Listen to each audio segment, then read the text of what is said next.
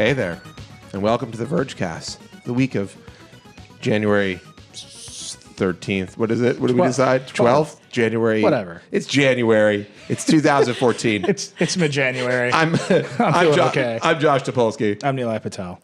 Hi, I'm Adi Robertson. Yes, it's Adi. She's with us today. And I got to say, Adi and I are very cash today. We're casual. Maybe we're like having some cocoa. Having some cocoa. I feel like this is like cold weather gear. I've got this thing is like really thick. This shirt. Yeah. It's got the patches. What is happening with my hair? It looks like it's like some. There's a weight on the side of it that's pushing it downward. I've got a little like surfing safari curl. A little surfing. This is a natural. That's all natural right good. there. That looks a lot better. Much better. So much better. That's perfect. Yeah, no, it looks great. Just don't ever show it from the side totally again, made or a noticeable I will change. rip off this mic and kill you in the control room. Brie Pettis hair? It's kind of Brie Pettis hair. Brie Pettis hair, also known as prayer. Netflix is bringing Lilyhammer back for a third season. Lilyhammer. That's a show I've never watched. No, I watched the first episode of Lilyhammer, and I did not like it. I don't think anyone has ever liked it. Well, it's done. Now they're doing 3 seasons of it. Just goes to show you, like, how much you can do being unsuccessful.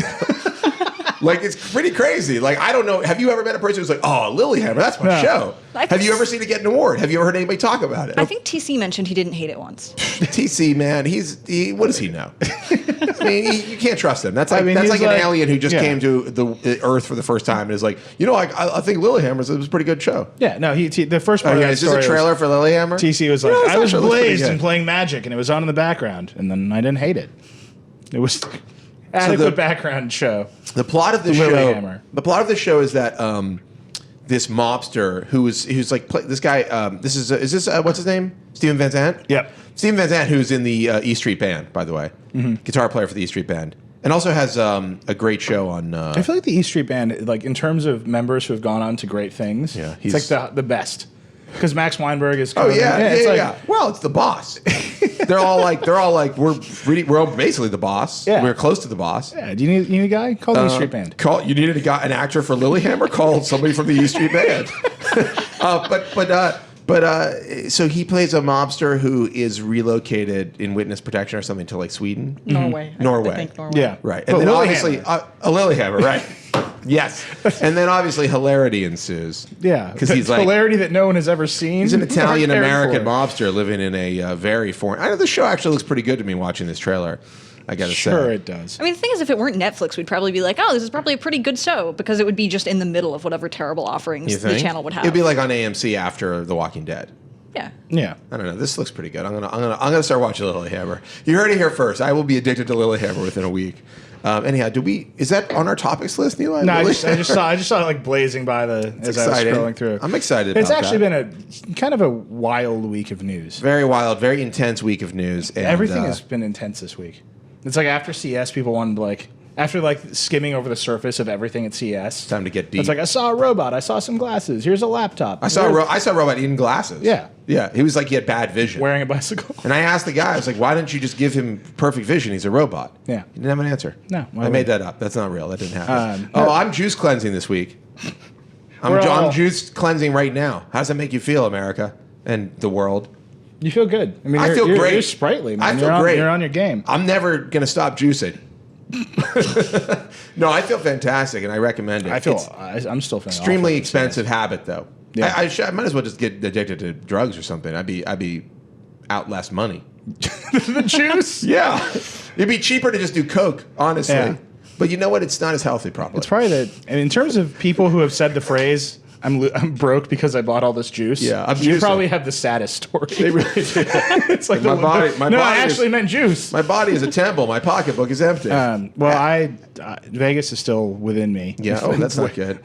Waiting desperately Eddie, for how it are you to feeling leave. post Vegas? I mean, I came home. I actually felt okay. I just can't wake up anymore. Yeah, no, because my body thinks it's 3 a.m. Yeah. But didn't you feel? I felt like it just didn't. I mean, we were up. Our hours were so weird and intense that I feel like my body just doesn't care anymore. I thought that too. Yeah. I was like, this is going to be fine. I was waking up at 5 a.m. half the time there anyways. I have been going to bed really later than normal. And actually, I had one night this week where I went to bed at the normal hour, and I woke up in the morning. I was like, oh my God, I feel great. And then completely blew it the next day. Yeah. Like, it just didn't stick. It was like a joke. My body was playing on me. Like, imagine if you were a normal person. I don't know if you. There's been a lot of people waking up at like 4 a.m. and not knowing what to do anymore, and just like sending emails. Tell you what they should do. We've done a lot of work Get at 4 on. a.m. this week. I just feel like I'm doing everything at half speed. Hit a post. Like I'm trying to play Dishonored, and I'm just like slowly looking at this guy. Have you not finished Dishonored? I got the DLC, the second one. Whoa, there's multiple DLCs for Dishonored, and it's great. Oh my god, I really came around. Is there a Dead Rising 3 DLC out yet? Can someone tell me? Can someone tweet at Nilay? Are you on Twitter? Yeah. Tweet at Nilay if there's a you'll get a notification here on your iPhone. Giant By the way, later in the show, big iPhone conversation from Josh Topolsky. Oh, God. Get ready. Let's talk about actual topics, though. All right. So the biggest one, the week started with kind of huge news, which is that Google purchased Nest. Huge news. That's kind of a big deal for $3 billion. $3.2 billion, and big news if you skew nerdy. Yeah. Like, I think normal people. Well, no, I mean, I called my parents. I was like, hey, they're like, what's going on? I'm like, hey, you know, the thermostats you have in your wall? And I was talking to them for like regular reasons. No, but like Nilay Patel's parents, I don't think really count. Like, my parents read the comments. Yeah. On The Verge, okay? They're like, these guys are saying very nasty things about you. I'm like, yeah, you need to not be reading that. I think anytime Google does anything. I'm just saying our parents don't count. Yeah. Well, this is also Google doing anything with a company that people who liked Apple really liked. Yeah. Apparently people, returning their Nests and getting really angry. Really? Oh, yeah. I mean, there's like 4 guys. Oh, yeah. I'm sure it's like 4 people. Well, but it's they're like posting 100 Apple employees that they just bought. Like, it's also interesting. The guy who invented the iPod. Like, the guy who used to run the iPhone That's team. true. Like, That's true. It's a big acquisition for them. You know what Google should do is get Rubenstein in the mix. That'd be incredible. That would be so amazing. Yeah. Google, hire Rubenstein for something. I don't care what it is. I just want to see him out there again doing something. What is he doing? He's still on the beach in Mexico? He's been chilling for several years, and his life is awesome. Do you think he's going to buy a WebOS TV? I mean, only if it's really small. I'll take your smallest. Only if LG makes like a 13-inch TV. I mean, in terms of all of the trends he failed to predict or capitalize on, big phones is right up there. That was one that he was like, no, tiny phones. I mean, he really was psyched about the Pixie. I'm sorry, we're on a tangent here, but but that's what we do. So it's weird. So they bought this company. I'm obviously a big fan of Nest. Yeah. I wish I could have one. I love Tony. I did an interview with Nest. No, I can't. I live in New York City. Who has a thermostat? You could put it in your... I don't have what am I going to hook it up to? Just have it on the wall. Don't you have a thermostat? No, we have like big wall units. I can't even control the heat in it. I have to open the windows to cool it down during blizzards. I have 3 thermostats in my house. You should let Google into your home. I have no problem with that. So this is, they know a lot more about me than like the temperature of my living room. Like I'm not worried. Google could believe me, the stuff that Google's seen fly through their servers, they could ruin me several times. So this is the thing. Mostly so obviously, Tony was like, instrumental. That's Tony Fadell. For those of you who aren't good friends with the founder of Nest, the creator of the iPod, and now Google employee number 500,000. Yeah, right. Well, there's a lot to like. It's weird. Like Tony Fadell and Andy Rubin working together is kind of nuts. Andy stole like the bunch of ideas and like made them into Android like after the iPhone came out. Right. Like, they're very open about it. I'm sure they're buddies though. They used to work together at like General Magic. What about they had, like cubicles next to each other. What about Matthias? Do you know his feelings on Matthias? I don't know his feelings on Matthias. Let's see those guys in a room together. I mean, how weird is that room? Like, think about that room. Their room's getting pretty awesome. Like, it's the guy who like did the iPhone, a guy who did WebOS, and the guy who made Android. Like, they can all get in a room and do some crazy stuff. Here's our. Yeah, that's their product marketing guy. So that's not Tony Fadell. We had a Tony Fadell interview when the Nest launched. Yeah, that's the same. We also have a great. You did a Q&A with him right after the Google acquisition. Yeah, and everybody should read that because it's So here's the thing. So it's crazy to me because it's crazy how disappointed it felt like everybody was when this announcement was made. Yes, and I frankly felt the same way. I thought Tony was building a company that could stand by itself and like be a big crazy company outside of the platform wars. Right, so they made products that worked well with iOS and with Android, and like they were independent of this crazy noise, and everything wasn't leveraged to make you use Android or force you to use iOS. Well, but now Google, it's like Google hasn't done much of that. I mean, let's be clear. Like Google has not done a lot of lock-in. Yeah, I mean, you look at what they've done with their iOS apps. I mean, they have a robust suite of iOS apps that tap into all of their services. They seem to be like sometimes better than their Android counterparts. I mean, they're not they're not ignoring iOS and they're not ignoring like Mac users. I mean, a lot of people I know, like pretty much everybody at Google uses a Mac. Right. You know, no, I don't think it's a Mac. I think it's more. They're going to start to integrate the Nest stuff into the Google ecosystem. Right. It's going to happen. The big question was, are you going to use their privacy policy? And they're like, not right now. Right. And then their answer is, our privacy policy is clear. We can only use your data to improve Nest products and services. So do you think? And it's like, well, you can if.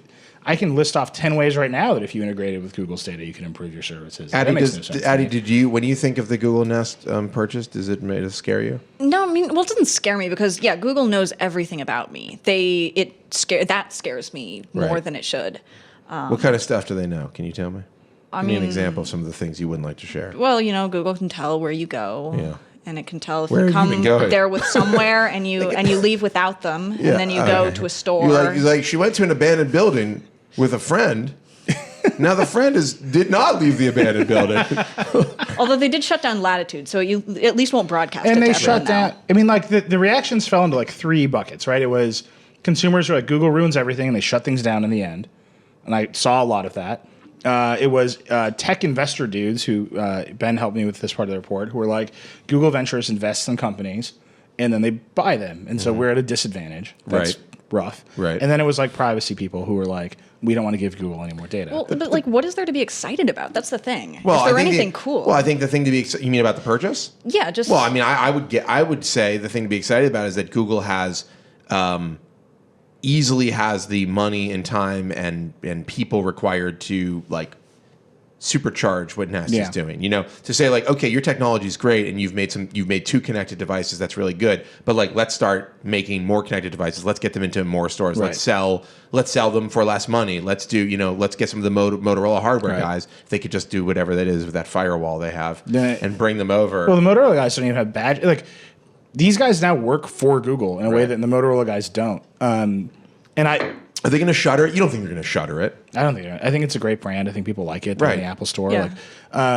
So do you think they'll remove from the Apple Store? There's been Adi. Do you think that they would? No. They would. There's like everybody in the comments is like, "See you later." That's going to leave the Apple Store. But like, I don't think Apple's like that.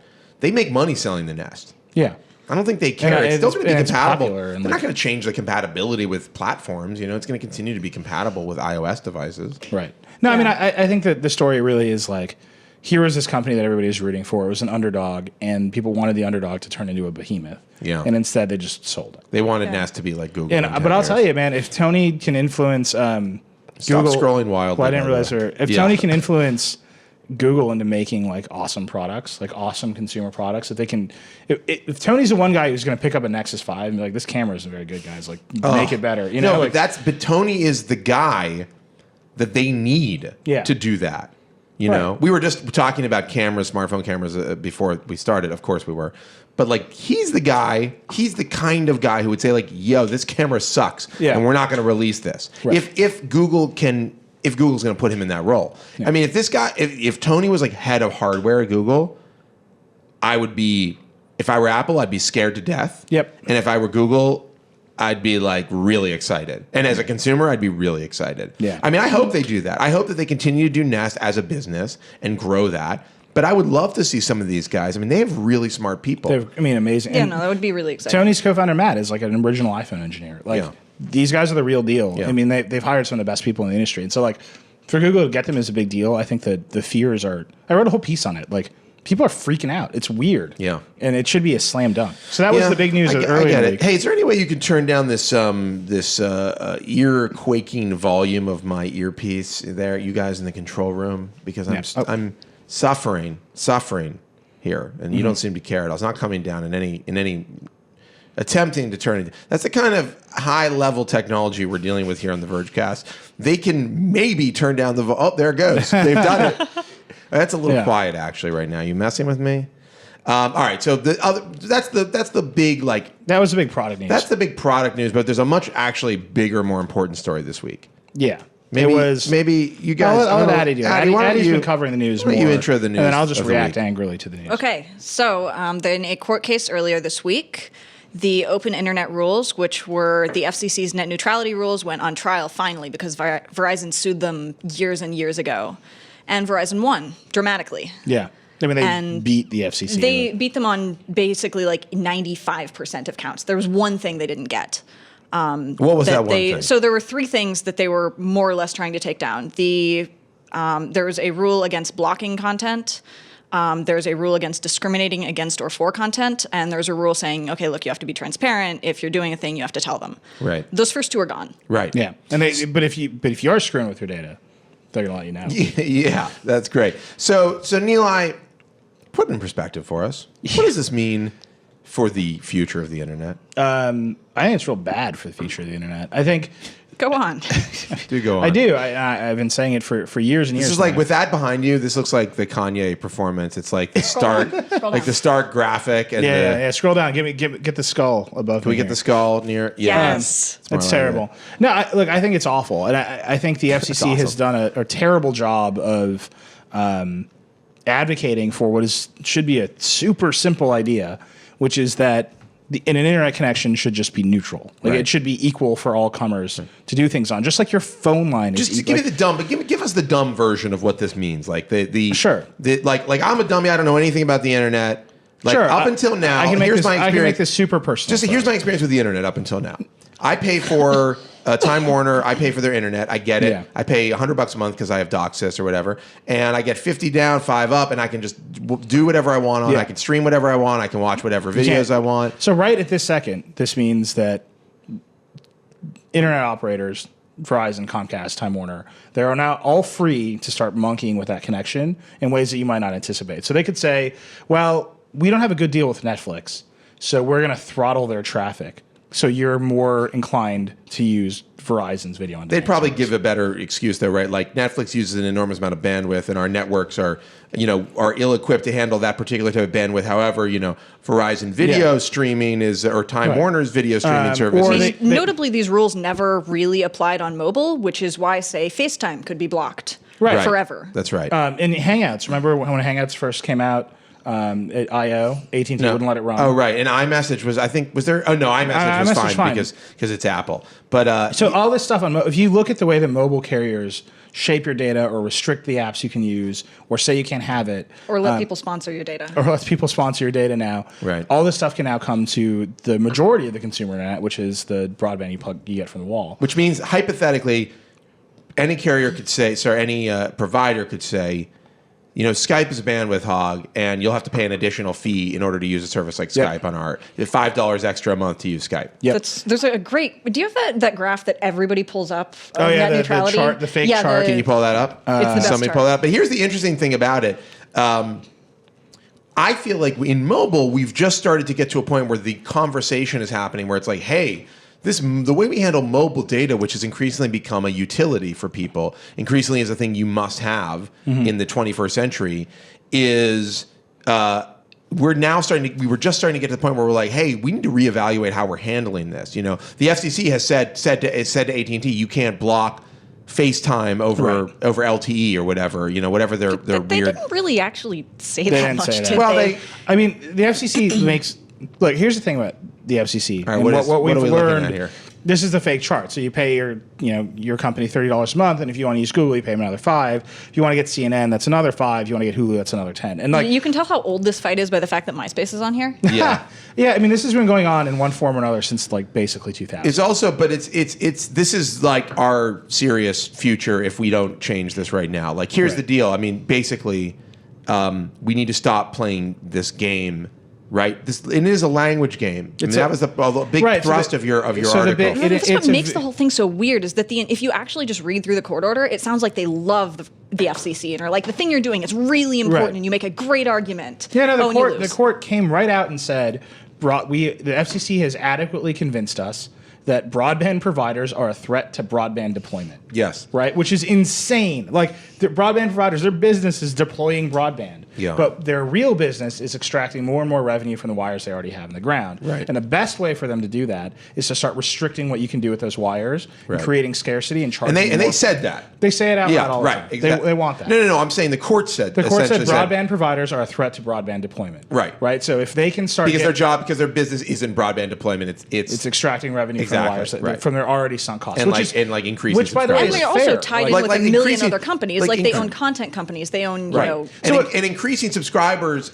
When increasing subscribers happens through deployment of broadband, it's only like by accident. Right, because they're like, well, we Comcast need to be can't here. Right, like, exactly. So what Comcast should do is say, we can't artificially discriminate what you do on our wires, so we should go out and create new uses for the wires we have in the ground. Right. But if you don't constrain them from charging you more for the wires you have, they're never going to go that next step. Right. They're never going to find new creative ways for you to use the bandwidth.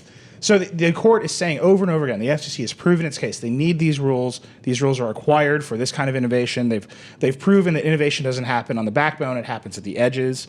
That's what they call it. So, like, we're an edge provider in the court's language, right? You mean the Verge? The Verge is an edge provider. So we sit at the edge of one network. There's a big backbone in between, and the user sits at the end of another edge. Right. So the edges are where the innovation happens, right? Damn right they are. The Verge is technically the edge. Yeah, it's almost it means penis in French. It does mean penis in French also. So they say over and over again, like, we believe you, the FCC, should have the authority to do this, but in 2002 you made the wrong decision. And instead of classifying broadband the same way that you classify landline phones, you said we're going to take a light touch, and you're an information service like AOL. Like, original dial-up AOL was an information service because you would call their server, and their server would do a bunch of stuff. It was a direct. Yeah. It was very different. AOL processed information, they gave it to you, and they said, well, we can't regulate those guys. And cable internet, because it's like a glorified cable BBS. Broadband, maybe everyone's going to have a server, and your ISP will give you an email address. That's an information service, and they didn't classify them like the phone companies. And immediately everything went to hell, basically. And that's it. Like, that decision in 2002. They just didn't see what was obviously going to happen, which is broadband as a utility. Yeah. It is. I mean, it's so obvious to anybody who's paying attention. I get there may be some confusion at the moment because we've just crossed over very recently into the necessity for broadband as in the way that utilities are necessary, and people are like, well, what are you talking about? It's a luxury. I don't need it, but you do. True. But you do need it, and everybody needs it. And for America to be, we're talking about America here because other countries have very different laws about how this works. Mm-hmm. But for America to be America, this thing needs to be freely and openly available. Right. That's just a fact.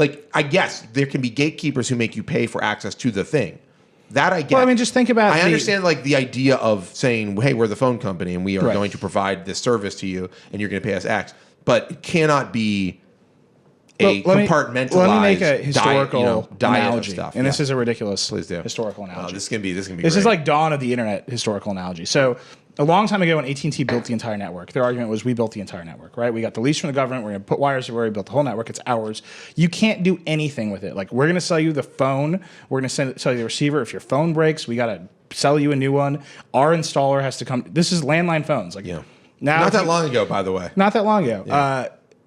There are amazing 70s advertisements about why they should continue to be a monopoly. You're right. So, and they argued over and again to every argument that you hear from wireless carriers or Comcast or whatever to maintain the integrity of the phone network. You have to let us own it from end to end. And they actually had an argument where they did have the entire thing built. It was theirs. And it's so different from how it is now because we have many competing networks in different areas all over the country. We have Anyway, no, I don't mean landlines. I mean for broadband. You mean wireless, but that's still pretty rough, right? They're not one-to-one competitors. You're never going to throw away your Comcast cable connection for a Verizon wireless connection. I disagree. Not you don't think so? Verizon's got that capped. It's got it locked. It's got it. But I'm saying the potential is there for a wireless Verizon connection to be faster and more efficient than a. Well, you're living in a world you're where... definitely making the cable company even argument. If just right? not that, I'm just saying... How would you even watch... you run up against your data caps so quickly. I'm not trying to make the argument. I'm just saying that they're very good at having. I'm saying technically speaking, that is a possibility. But anyhow, go on. Yeah. But our build out of... That technicality is very far away. Anyway, so there was a company that literally made a plastic attachment that went on the end of your AT&T receiver. It wasn't electronic. It was mechanical. It was a big plastic horn. It was called the Carter phone, and it let you hear the phone better. It was it was just a piece of plastic. It was an accessory. And AT&T sued them to block them from sales of it. And the Supreme Court, this Carter phone decision, look it up, it's ancient. They said, no, AT&T can't do this. You have to be able to attach anything you want to the network. And that resulted in an explosion of innovation because suddenly this network was available for people to use. It's what resulted directly in modems being allowed to be connected to the internet, connected to the phone system. It's why the internet fundamentally exists. And all that happened was the government said, good job, AT&T, you built this network. Now you have to let people use it any way they want. And what our court is saying today is that's a great policy goal. People should be able to use the internet any way they want. We understand it.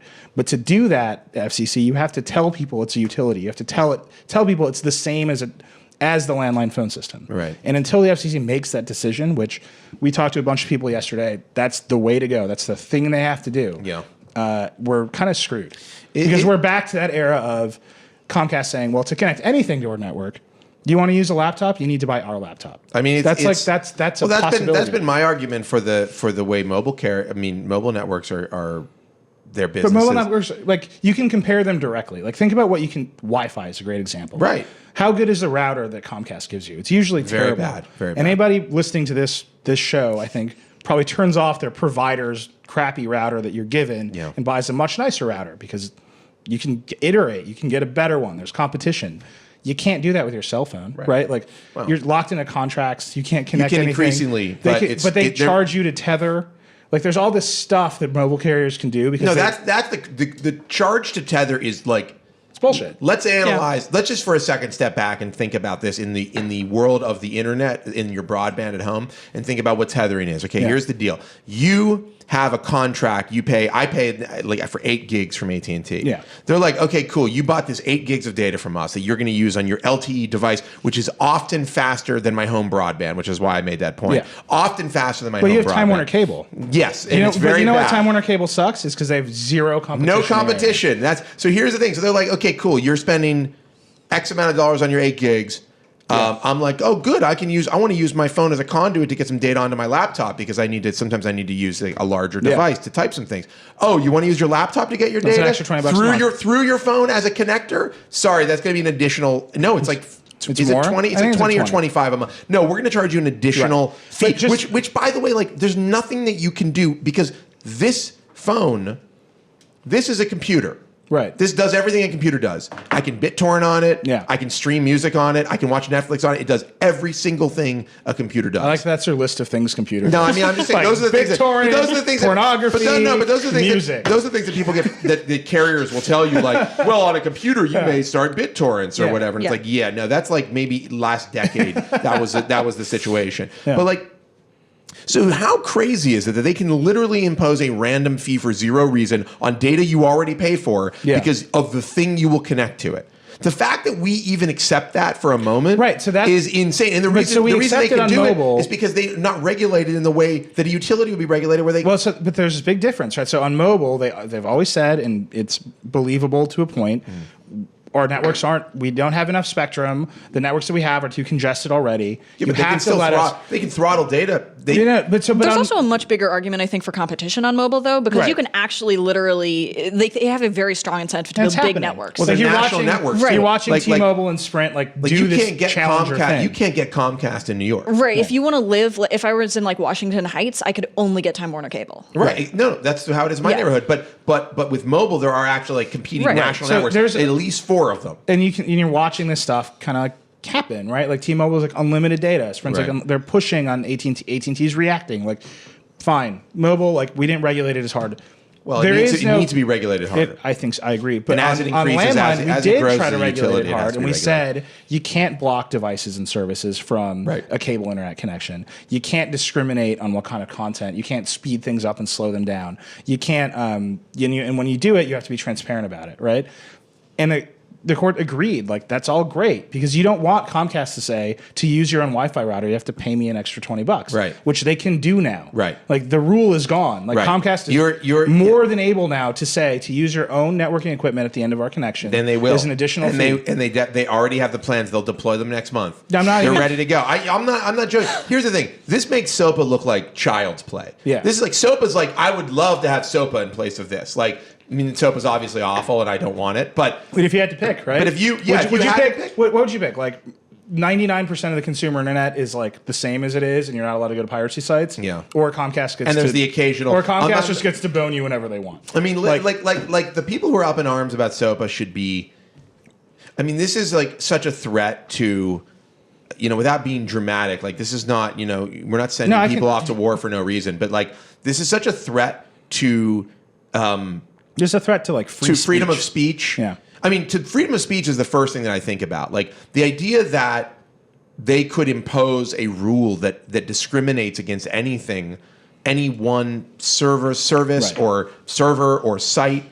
I mean, Verizon could literally be like, the Verge's content is not appropriate for our network. Yeah. Like we're going to limit the amount of Verge What's content. really ironic is that Verizon tried to say that net neutrality was violating their First Amendment rights, which actually came up in court because they were like, what the fuck? Is this like, are they doing that because of corporate personhood or? No, well, Their argument is that it's like if a newspaper were being forced to carry certain content. That's so wildly that's so wildly wrong about like comparison. What you would consider the network to be. You're not a newspaper. You're a network. You're a newspaper is not a network. Yeah. A newspaper is a newspaper. It's a specific well, thing. no, but this is Verizon will tell you over and over again that they're an integrated information service that every customer signs up for Fios and they use their Fios email address and their homepage is fios.com with the personalized, and it's like, yeah, sure, dude. I have Fios. All of your shit sucks. Yeah. Like I want you to turn all of it off and give me the money back. But that's beside the point. But it's like this charade. It's like they're insecure. That's like saying that that's like just because you go to a hotel, you don't watch the hotel network when you turn your TV on there. Like, right. You change the channel. Right. Maybe not a great comparison. Well, but Verizon and all these companies are used to being TV providers too, where you are the content network, you are the thing. And I mean, this is just a lie that they've told, and it's a lie that our government accepted. By the way, the TV thing, that's a great example. You have these companies like Comcast that own NBC and networks, and then you start to look at like, hey, you know what's a real threat to NBC? Netflix, right? You know, it's a threat to NBC, Hulu, even though they partner on stuff. Well, but like, all they have to do is say, you know what, this is bad for our business. They won't say it out loud. They'll say Netflix streaming. Well, they're already doing that. They will not count.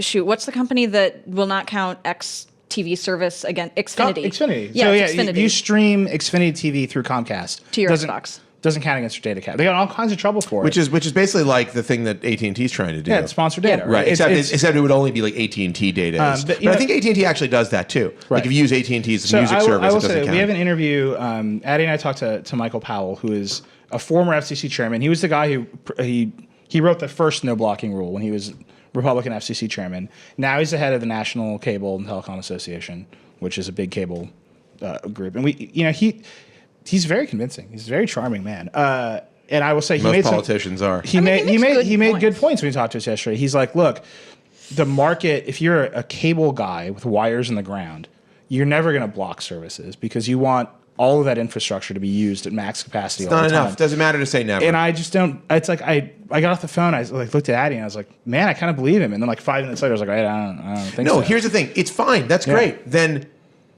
put it in fucking writing. Yeah. Make it real. Like you're never going to block service. Say you're never going to block service. Yeah. Let it be a thing. Like you can't block service. You're not going to put it in writing because you need to be able to block service because at some point you're going to decide there's something that is a threat to your business or your needs and you're going to block service. Like this is the thing about regulation. This is why regulation exists. This is why our government is important and we need them. We need somebody else whose interests are not financial and and yes, often the government and financial interests from private companies align in bad ways. But like there are also instances where the telephone network example is a great one where you need someone to say you can't just promise. I promise I won't do it. Mm-hmm. You need to actually do it. Like this is why laws exist. Right. Like you know what? Guess what? Like we can all say like we won't murder anybody, but like the fact that murder is illegal. And that you'll go to jail or be put in the electric chair for it is definitely a larger deterrent. It's like important that we say, you know what? Yeah, we all know murder is wrong, and like you all swear like you won't murder. But also, like if you do murder someone, there will be a punishment for you. There will be repercussions. Like you can't just do it and then go like, well, I didn't mean to. But well, I mean, the arguments. Yeah, one of the arguments is that even when these rules aren't in place, the uncertainty, the fact that maybe the FCC could put them in place, is keeping people in check. Right. Well, but I mean, which means that if you overturn them and you definitively say, look, these don't work, then that threat is totally gone. I mean, I guess I understand. Like, I guess Verizon, they lost a ton of money last year, didn't they? Yeah, I mean. Oh, I was joking. I think they had record profits last. I think Verizon had record profits last year. It's actually the difference between wireless and the landline business. No, I think the landline. I mean, landline. But this is right. But like Verizon in the ground and Verizon wireless are vastly different.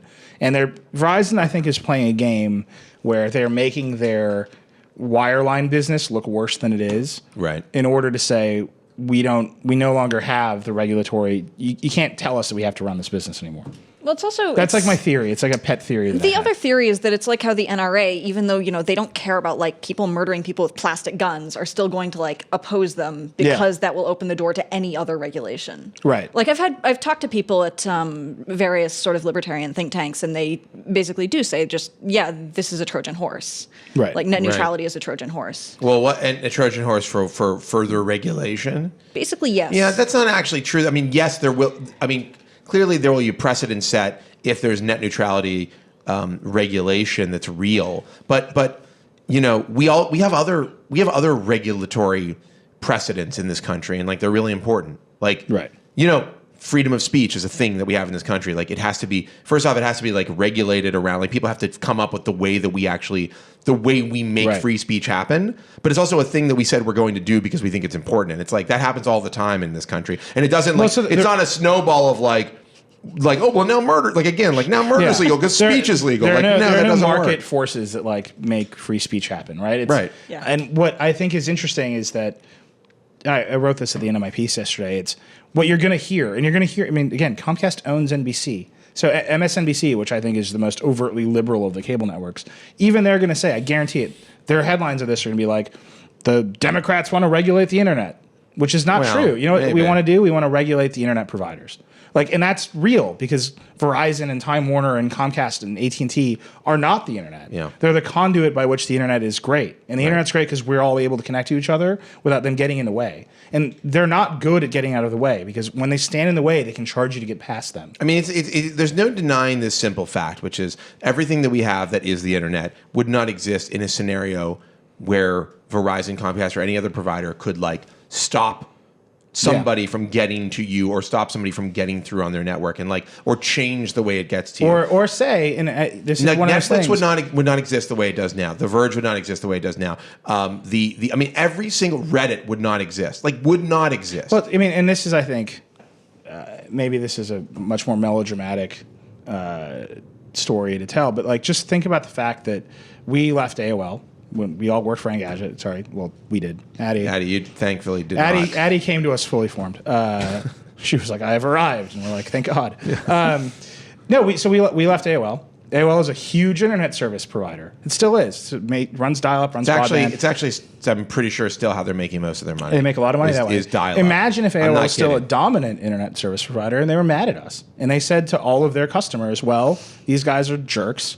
They quit our business, and we're not going to let you go to their business." Yeah. And that would be terrible. And it would be capricious and awful. And maybe, certain people at AOL wouldn't have thought that way, but maybe they would have. Right. And there would have been nothing. And right now, there's nothing standing in the way of somebody at Comcast saying, "I don't like that guy. He's a jerk." MSNBC is a great example of like, it's a Comcast-owned business that it's in their best interest to have more eyes on MSNBC than it is on CNN. So they might say like, "Hey, you know what?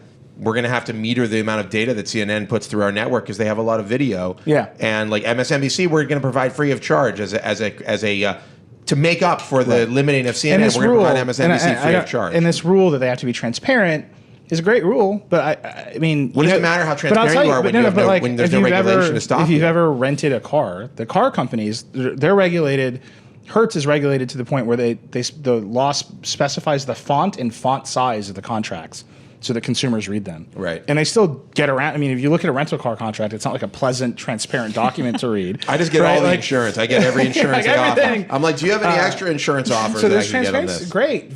Somewhere on Verizon's homepage, there'll be a link buried to how they're throttling MSNBC or whatever, and it'll be over. Disclosure is not important. What's important is that like you either can do it or can't do it. Like admitting to doing the crime is not like at issue. I murdered a guy. Yeah, no. Again, I mean, the murder thing is I think it's a great argument. It's like it doesn't matter if you admit to it. All that matters is that there are repercussions. All that matters is that you were stopped from doing it. Yeah. I mean, murder's kind of a bad example because you can't really regulate. You can't regulate murdering. I mean, you can. You can regulate the laws around murdering. Yeah, we regulate murder all the time. Well, we don't. No. But it's not like you can't. This is a thing where if it's regulated properly, it will stop the thing we don't want from happening. Yes. Murder's not like you can't regulate it, so it's like he's physically incapable of murdering now. Like, well, you can't. I mean, you can't stop. I mean, Comcast got caught throttling BitTorrent. It's not like they went and installed filters on their equipment. Murder might be just a bad analogy. I'm thinking. Well, the other thing though is that Comcast genuinely did, after the order got overturned, keep up their like they didn't start blocking BitTorrent again. Right, Although the argument is yesterday, that, also, every ISP yesterday put out very statements that were like either inspiring or terrifying, right? Like Verizon's, the court's decision will allow room for more innovation, and it's like, is there like a gleeful, like innovative accountant somewhere at Verizon who's like, finally? Yeah, what does that? What does like that financial mean? Innovation. It's just weird. It's like, I mean, I Verizon feel like it means has sponsored been data. and remains committed to the open internet that provides consumers with competitive choices and unblocked. It's like, great, jerk ass. Like, why did you file a lawsuit? I like this. As the FCC assesses AT&T, as the FCC assesses the impact of today's court decision, AT&T can assure all of our customers and stakeholders that our commitment to protect and maintain an open internet will not change. It's like that in a quarter will get you a newspaper, because here's the thing: this is like the dictionary definition of lip service. Yeah. They're like, meanwhile, there's a guy behind them like counting stacks of money, going like, if we throttle Netflix, we can actually make like 10 cents more on the dollar. Like, here's the thing. These companies, not a single one of them has your best interest in mind. Not Verizon, not AT&T. No private for-profit company has your best interest in mind as a consumer. Now, it may do nice things for you. It may provide wonderful things for you. As an accident in making money, they may also give you something you want. But there is no single, I mean, I shouldn't say, there may be some company that's for-profit that also wants the best for its customers. But a company like Verizon, AT&T, Comcast, they do not. What they want is profit. Like, what they need is profit. In order to continue being the company they are and having the monopoly they have, they need to grow profits. So your best interest is secondary, quite secondary to their needs. And like, whatever they have to say, unless someone can physically stop them, unless the government, and that's the only entity that can, unless like suddenly consumers get really organized and do a walkout. Or maybe Google. You can Except Google will do the same thing. You can make a super. Google builds its own new open internet. That's not going to happen. And then it will lock you into Gmail. Well, then they're like, I got to see Google ads everywhere. No, I mean or whatever. Google got in trouble, right? They rolled out fiber, and they had a weird terms of service that prevented you from running a server on it. And we all like yelled and screamed, and they changed their terms of service, right? Like, ISPs are ISPs. They have the same incentives. And even if you're Google and you are in Kansas City and you hook up every single person in Kansas City, how do you make more money in Kansas City? Well, but also, like, at the end of the day, the answers are simple. It's either you find ways to charge those people more. I mean, that's it, right? That's like, you've run out of people in Kansas City. You got to charge them more somehow. Right. There's only two choices. One, you can make them use more internet, which is hard. That's difficult. Like, find new ways for them to use more capacity, so you can charge them more for additional capacity. Or you can say, we're leaving the capacity the same, but we're just going to charge you more for it. And you invent reasons to charge people more for it. And those reasons are stupid. We're going to charge you to hook up your Wi-Fi. We're going to throttle Netflix and you have to pay a little bit more for it.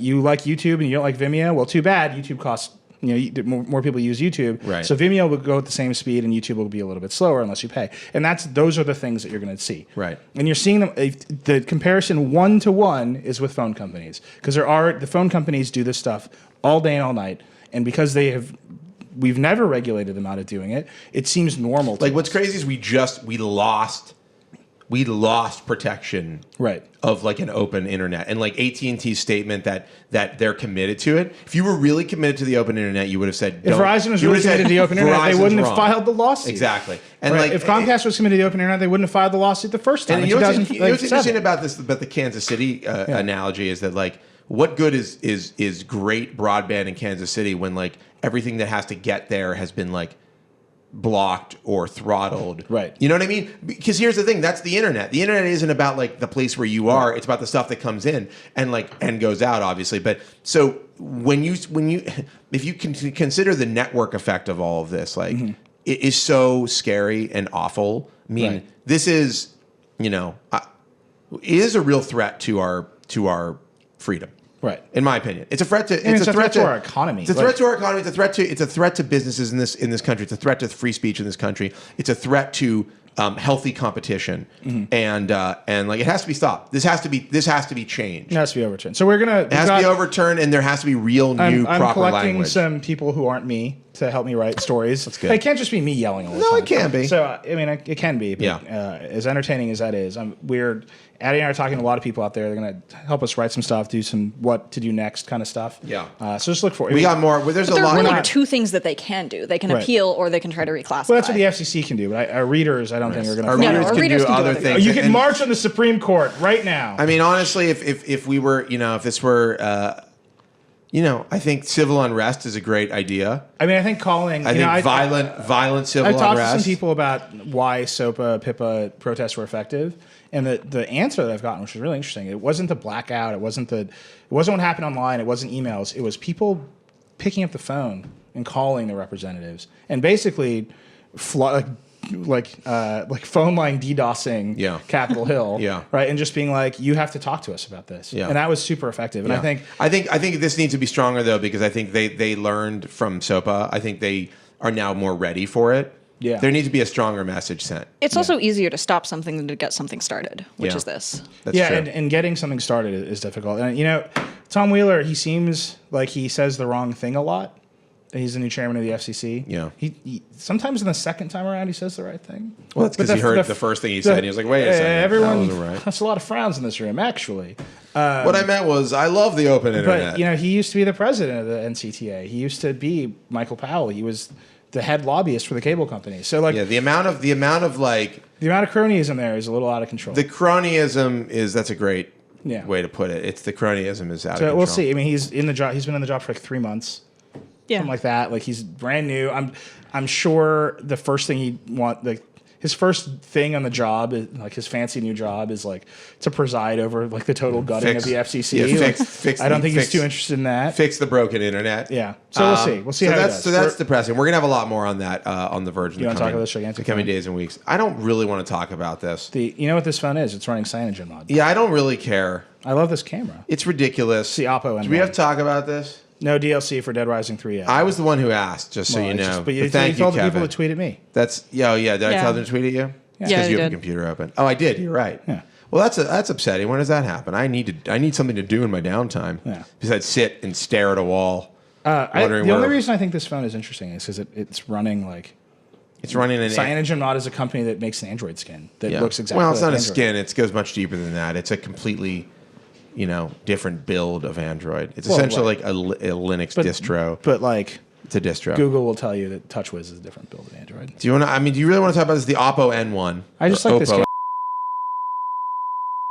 Yeah, so Time Warner. I think Comcast is great service. What? The money for dollar proposition with Comcast. I think what we were saying before was really misguided when you actually and we should give Time Warner and all of these providers, Verizon, Comcast, give them a chance to see. I think we just let them see. Well, especially because the Verge will not count against your data caps now. That was very nice of them. Yes, that was a great text message I got from the heads. Look, whenever I see that Verizon red color, my heart swells with pride. Yeah, I think that we need to just trust that they do have our best interest in mind, and they're committed to the open internet. And let's not worry so much about this neutrality. You know what? Why would you care about that? What's being neutral? Whoever got anywhere by being neutral? Yeah, right. Let's have an opinion. Let's take a side. Let's pick a side. Anyhow, yes. So our that might be the first Switzerland. Our internet just crashed. Actually, our TriCaster had some sort of hardware failure, is what we're being told. But I believe it probably has to do with Comcast. Comcast sent a charge. Comcast sent there's a button. What's the thing called? What's the thing called? An EMP? Yeah, an EMP. Thank you. Okay, so we were talking about the Oppo N1, which I don't really care to talk about. It's great. Adi said the same exact thing I said when I picked it up. This rotating camera thing is the ultimate creep shot. But then she started doing this, and we were like, yeah, but maybe not, because this looks super duper obvious. Way more obvious than I'm typing something, then I'm creep shotting you. That's it. You just do it very slowly. No, look. Look, I'm sending you an email. But look, I'm also taking a picture of you. You wouldn't know. Look, I'm just, I mean, being in the middle of a creep shot off is I like how, I'm also the person who's creep shot. He's like, yeah. All right, do you want to talk, speaking of cameras, you want to get into this? I want to talk about, Josh did something. And then we're going to talk about the Academy Awards, and then we're going to talk about K-Stu. Yes. 1984. Kristen Stewart. Really quickly, speaking of closed systems. Oh, God. Hello. I'm contemplating returning to the iPhone, and here's why. Now, a few weeks ago, I got the Z1, which I love. I think it's a great phone. And I was like, I think this camera is better than the iPhone's camera. And it is a very, very, very good camera. Excellent camera. JPEG compression is out of control. No, I don't think so. I think you need to, they updated the software. I think you need to look at some of my full res photos. I'm going to use some of my free time. I think in the version that we tested, which was 4.2 something, that they were doing harsher compression. I don't think at 4.3 it's nearly the same deal. Z1, excellent camera, excellent phone, tremendous battery life. But the camera is like really good, right? So good. I was like, this is one of the best cameras I've ever used. I think it's better than the iPhone camera, the iPhone 5S camera, honestly. And we'd spent CS like head to head shooting things. And there were some great shots, like some really good shots on this. But then I started doing some just some in-home experimentation this week, just going shot for shot with an iPhone 5S and the Z1, because I really wanted to know, like, what are the real differences? Like, where does it really break down? And it's just like crazy how much better the iPhone camera actually is than every other camera, including the Z1. Unfortunately, for me, it's sad for me to say, but like I took a picture of my duvet. I have this like white duvet on our bed, and I took like a close up like macro shot of some of like the wrinkles on it. And this did a beautiful job. Took a really nice photo of the duvet. Looked totally like a great photo. Then the iPhone one was like great photo, and I could like see the fibers of the duvet fabric. I mean, it's so much more detailed. I will tell you, this is the only number one reason I still have an iPhone. And so, okay, right. Like, I'm jealous of the screen size. I'm getting to the point where this looks like kind of like normal to me. Yeah, I mean, this to me. Well, I went from I can't remember what it was, but there was like Moto X, the Nexus 5. They're both like relatively small. And then I had the S4, and I was like messing around with, but the one is like relatively a decent size. Yeah. And then I got into this. I was like, oh, this is big, but it's not that big, but it's almost as big as a Note actually. Yeah. And then I looked at the Note. It's almost as big as a Note. Yeah, it's like pretty close in size. This looks like, this is what I'm saying. This is the new normal for me. Right. This is how big I think phone should be. It's good. It's fine. It's a great. What was that? That was. Are we still on the air? Comcast. Like this phone is unlocked, isn't it? Yes, it is actually. That's what's happening. But so here's the thing. So I started doing these tests with my with the iPhone that I have at home, and it's just like wildly better. And I really need the best camera that I can get. Yeah. That is in a phone, for a variety of reasons. And I'm tired of playing games. I've looked at every phone, but don't say Lumia 1020. Yeah, I'm not using a Windows phone for several reasons. There's so many reasons, but like I know you're tweeting me right now, dude. You got to get a Lumia. Not going to happen. There's a lot of reasons, but I can tell you like the main one is Windows phone, and like it just doesn't do what I need it to do. But so I was like, okay, let's get real. If I'm going to use an iPhone, I need to if I'm going to go back to one in iOS 7, I need to make some. I need to make this work for me. So Google Apps in iOS 7 are actually pretty good. We were just talking about this. Chrome is great. Gmail has gotten better. It is not as good as it needs to be, but it's a lot better. Drive, bunch of apps. Drive is great. Bunch of apps that work well. Google Plus works well. All that stuff. You can do auto backup with Google Plus, like of your photos. I mean, it's interesting that what we're really talking about is how well the iPhone integrates with Google services. Which I think for most people is the most important thing. So my thing was like, okay, there's some real problems here. Like, so jailbreaking has recently gotten good again for iOS 7. So I jailbroke, and I tweaked a bunch of things. There's an app that lets you, all Safari links will open in Chrome. Yeah. For instance, there's an app that will make it so that it's not an app. It's a tweak. It's an extension, if you will. There's one that will make it so that all Mail to links open in the Gmail app. Oh, I got to jailbreak my phone. Yeah. No, and it took me literally 5 minutes. You plug it in, you hit jailbreak. The next thing you know, like you're jailbroken and you're all good. There is an application called Activator that will let you set all kinds of things you can do with the buttons. You can say like, when I shake my phone, it opens the camera, or if I triple tap my button, it goes to this app, or if you tap on the status bar, it does this thing. I think Billy read a forum post about this like a while ago. So like there's that. Yeah. There is there's a speed reduce all animation speed app that will like completely speeds up the phone. It becomes as fast as like a Galaxy Nexus with all the not a Galaxy Nexus, a Nexus 5 with all the animations turned off. There's all these little tweaks. And then there's also skinning. There's a Winterboard, which it's funny is like a skinning app. And this is what actually the point that I'm getting to. So after doing all this stuff, I'm like, okay, I can see how I can use this day to day, and it's not going to be the enormous pain that I expected. Oh, live icon for weather. That's an extension you can get. It changes the icon to the temperature and the weather conditions of the day. Yeah. So, is this it right here? It's amazing. Wait, what is that? What is that app that you're using? Is that animated? Am I just seeing things, or is that what is it? Weather icon?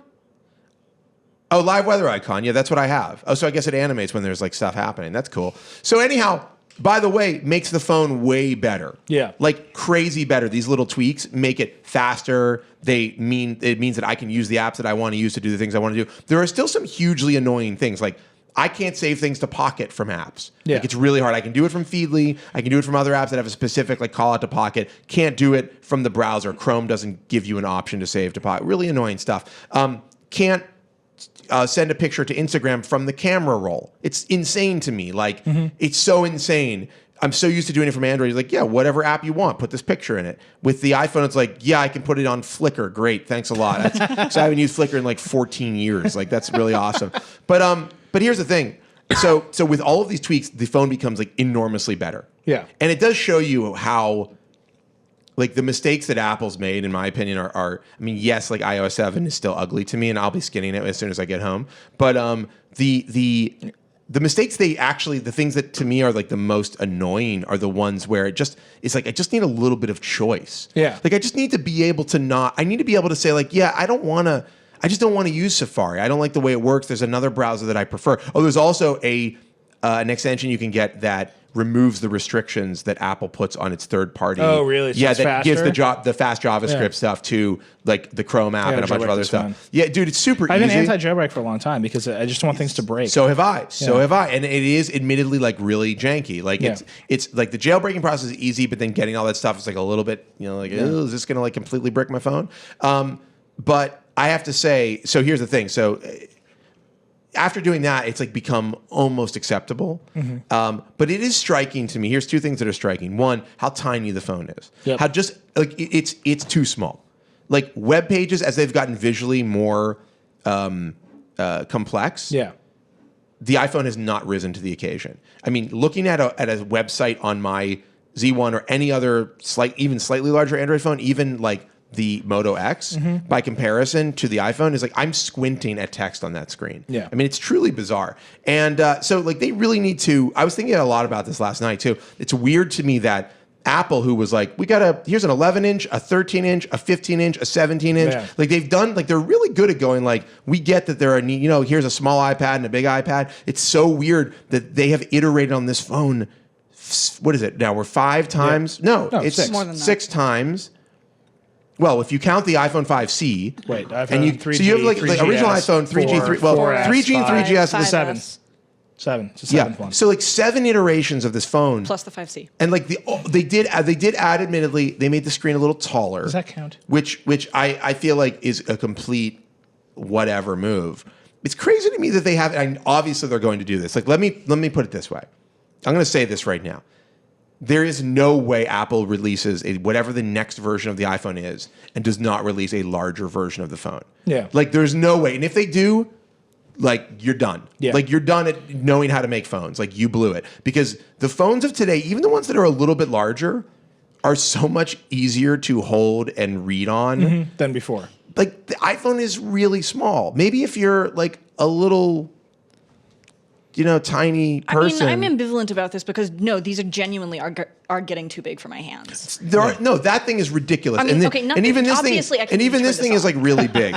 Like this is a very big phone, but like the Moto X or the Nexus 4 is about the right size. The Nexus 5, I actually find the Nexus 5 to be incredibly. They're very similar. They are very similar, and like the GS4 doesn't feel that big. I mean, honestly, I see the GS4 everywhere. Yeah, so do I. Everywhere. No, it's very popular. Notes everywhere too. I mean, honestly, if I really, really, really wish the GS4 had a better camera. I really wish the GS4 was a good. To me, the stock. Look ugly. But I gotta say, this ugly. If the stock, I don't think it's that ugly. You get cool backs for it. Get some cool graffiti backs for it. If the stock GS4, are you still using that GS4? If the stock, no comment. If the stock GS4.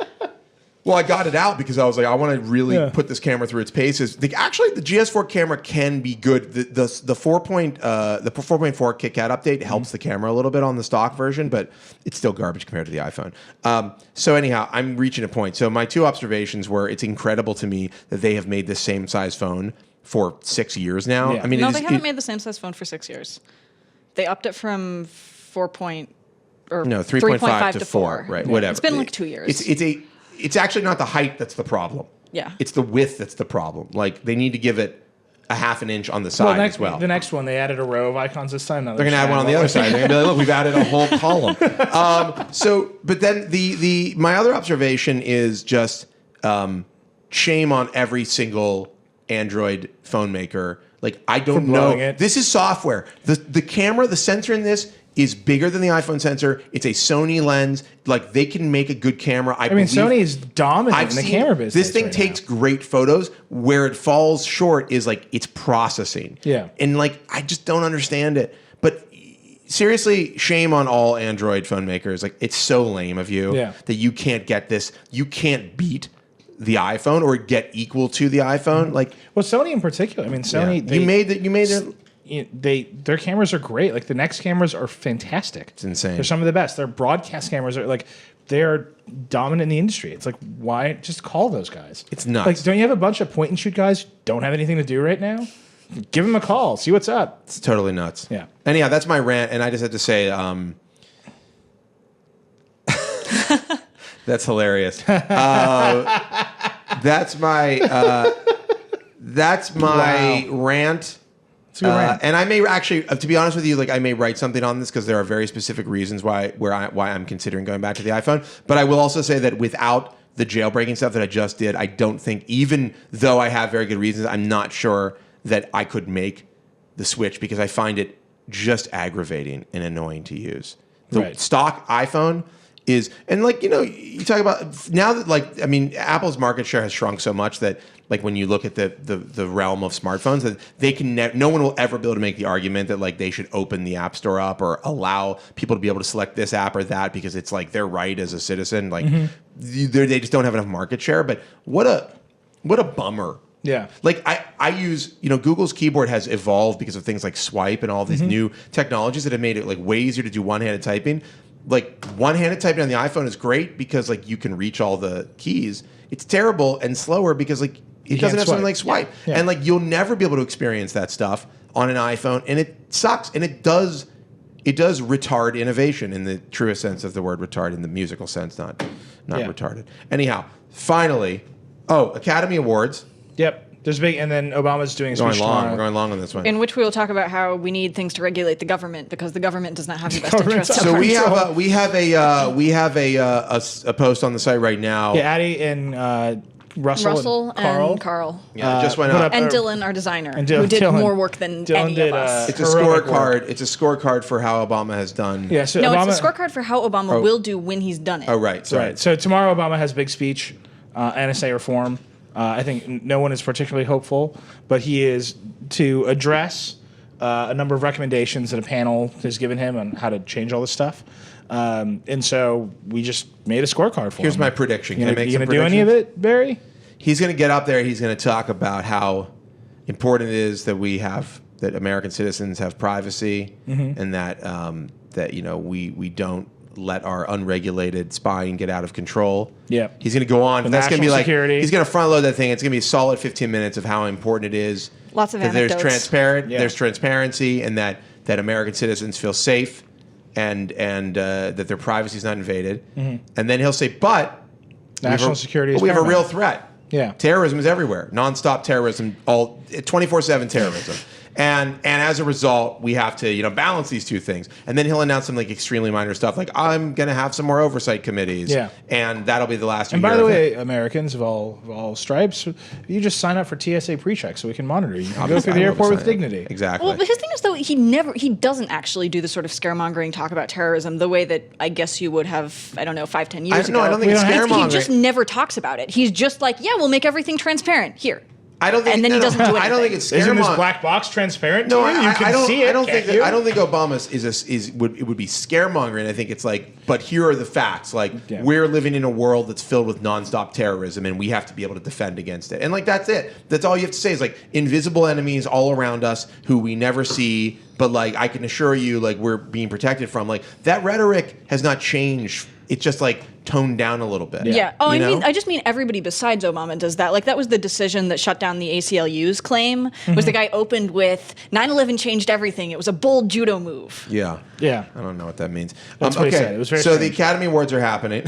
Speaking of threats all around us. Speaking of threats to American security, the Academy Awards are happening. I was going to say Kristen Stewart starring in a 1984 remake. Well, we were going to get to that. That is truly we're going to get through these. We're going to be doing some live vlogging. What we're going to do is, like, everybody sits and watches the things like the Academy Awards. We did with the Golden Globes. And there's actually some news, especially like, particularly in our little sphere, right? There's like a lot of... Netflix won a bunch of stuff. Netflix got nominated.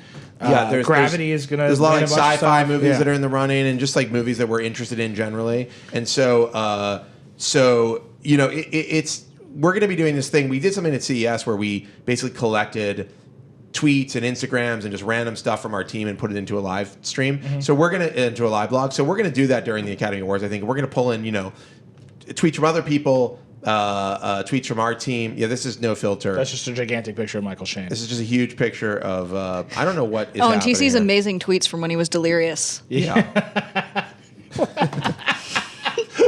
This is TC was like quarantined in his anyhow. So we're going to do this for the Academy Awards. Yeah. We do it. Here's what's going to happen. Like I get on, I'm drinking, I'm tweeting, like those are just going to get sucked into a live blog on The Verge, and you'll have an easy place to find my drunk tweets about like the dress that somebody was wearing. Okay. Ultimately, and that's what The Verge is all about. And that's what an easy place to find Josh's drunk tweets. Yeah, and I think we'll pull in some other people too, other respected critics and Twitter personalities.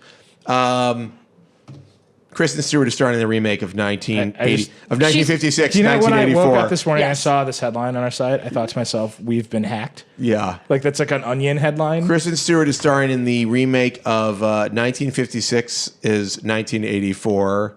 I mean, this is 1984. 1984. This is actually a great movie. It's 1984 from 1984. John screwed up. And, John Hurt is in the movie, actually, but very depressing. I mean, if you've read the book, that shouldn't be a surprise. But I mean, I'm actually wondering if this is being billed as like a romantic take on it. Was the 1956 version actually like a romantic 1984? I don't even understand. Like, well, there is there's a weird. All you have to do is change the ending, and then suddenly it's these two people who are rebelling against a regime, and they love each other very much. All you have to do is change the meaningful ending. Yeah, the extremely meaningful ending that like tells the. Spoiler alert for people who may not have read. By the way, if you haven't read 1984, like, what are you doing? Why? What's wrong with your life that you haven't? Although it is like a huge downer. Almost be more subversive now. Everyone expects that of 1984. I mean, actually, if you read 1984, you'll be like, if you haven't read it and you read it now, you'll be like, wait a second, this is just normal. This isn't just the normal life that we live right now. No, please, we live in Brave New World. No, that's that combination. I've never described a woman as pneumatic. I do. I think we're. It's a hybridized Brave New World 1984 society that we're living in. But we have the disposable clothing. We have the awesome. The drugs. Like the nonstop Soma. Virtual reality. Yeah, totally. There is a club in Vegas called Soma. I assume there's an actual drug called Soma. There's a sequel to Brave New World, or like a beginning of a sequel. No, that he started called. It's called like no, seriously. Can you look this up? I think there is because he had a lot of regrets about the ending of Brave New World. Can you just look this up? Brave New World sequel, please. I think it has an amazing name too. Brave New World Revisited. No, that's not a good name. Maybe that's a terrible name.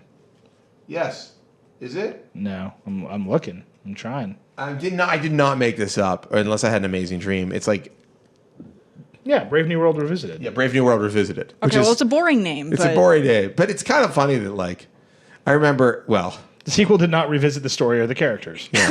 But it was the ideas. Ideas. Oh, wait, so is it a full book? I thought it was just the beginning. I thought he never finished it. It's 12 essays. Maybe he didn't finish his. Oh, I see. Okay. Oh, I think I've read one of the essays. I once gave a copy of Brave New World to a friend. There was an episode of Boy Meets World called Brave New World. Well, you know it's from Shakespeare. Hold on a second. It's just funny. It's amazing. Can you imagine that episode of Boy Meets World? I used to do this thing when I was younger where I would pick your profession for you. I used to do this thing where I was occasionally when I was younger where I would occasionally give somebody a book, like a famous book as a gift, and then I would sign it from the author. Mm-hmm. And I remember that one I signed to my friend. It was "May all your worlds be brave and new." Yeah, Aldous Huxley signed Aldous Huxley, which I thought at the time was extremely clever. It doesn't now out loud doesn't sound as clever. I think Kristen Stewart would actually be perfect for Lenina Crown in Brave New World. Yeah, so she's kind of bored. She's bangable. Bored and she's really? We went there. Okay, maybe not that, but did you say bangable? Yeah, I mean, honestly, because that's how all the women. Honestly, I mean, we're going to get so many complaints about sexism now. I hope you're happy. I mean, if I had to. By the way, the Vergecast should not be used as a judge of any of what happens at the Verge.